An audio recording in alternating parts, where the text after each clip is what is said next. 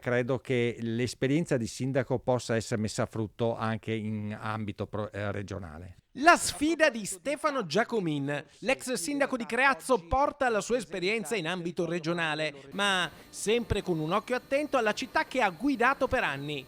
Oggi una delle grandi partite che si giocano è quella della TAV. La TAV andrà a interessare anche aspetti viabilistici, per esempio la realizzazione di un sottopasso che andrà a sostituire quello attualmente in essere con Tavernelle.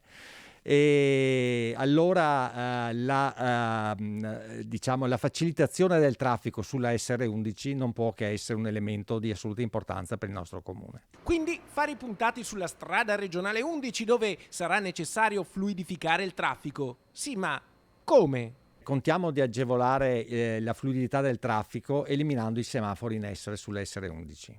Questo in che modo? Con delle rotatorie? Con delle rotatorie. Se noi guardiamo larghi tratti della SR11, anche su altre province, per esempio Verona, eccetera, i semafori sono stati quasi completamente eliminati.